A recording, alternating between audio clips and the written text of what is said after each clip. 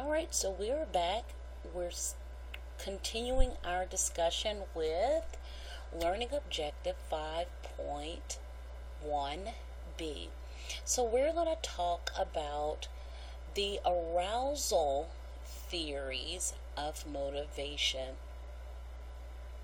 So one of the best theory to describe why we should manage our arousal levels for events like testing is best explained using the Yerkes-Dodson law, or the Yerkes-Dodson curve. So this particular theory was presented to explain how when we are performing tasks that we need to have the optimum level of arousal in order to perform our best. This theory further states that our optimum level of arousal is typically at a moderate level. For instance, if we are too anxious or too aroused, then we will not be able to perform well. In fact, using the text example, if we have a high-stake test and we have so much writing on that test, we will be filled with anxiety or even dread, and that can disturb our level of performance.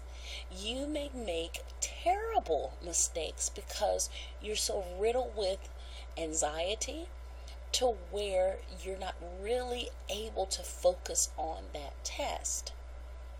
On the other hand, if you have too little arousal levels, then you too will make very silly mistakes. A good example of this could be a very low stakes test at the beginning of a semester. You'll find that some math teachers will give those exams or those little questionnaires, and they'll ask that you complete it the first day of class. Well, because it doesn't have any value towards your grade, you may just make silly mistakes because there is no real benefit. There's no level of arousal that pushes you to make the most out of that event, that test.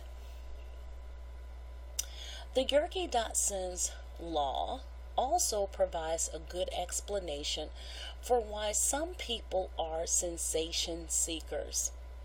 Sensation seekers are those individuals that do very intense activities such as riding roller coasters or parachuting somewhere, and they're doing this in order to increase their level of arousal to get a thrill from the event.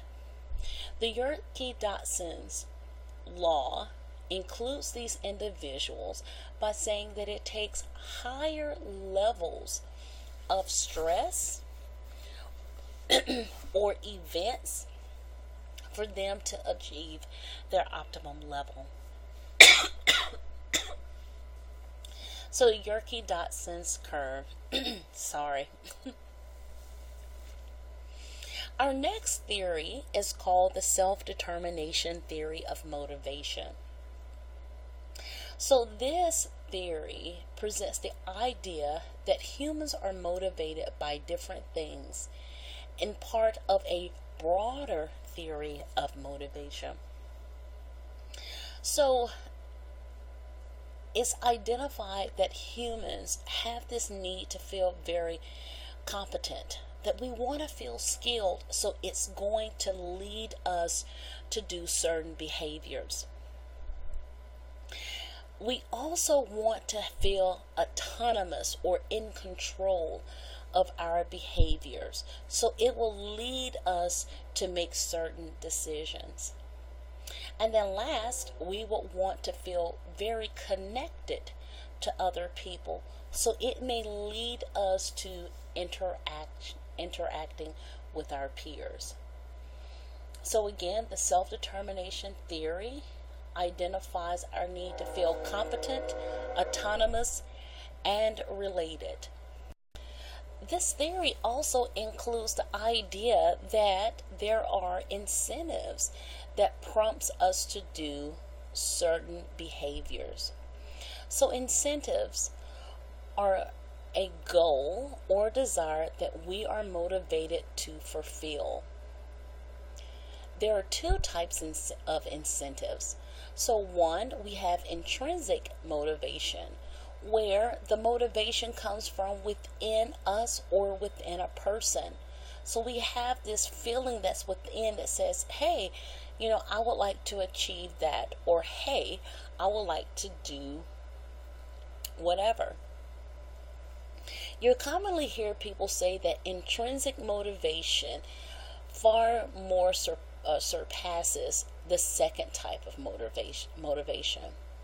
The second type of motivation is called extrinsic motivation, and this motivation comes from outside the person. A good example of an extrinsic motivation is money. So you do a set task in order to gain $20.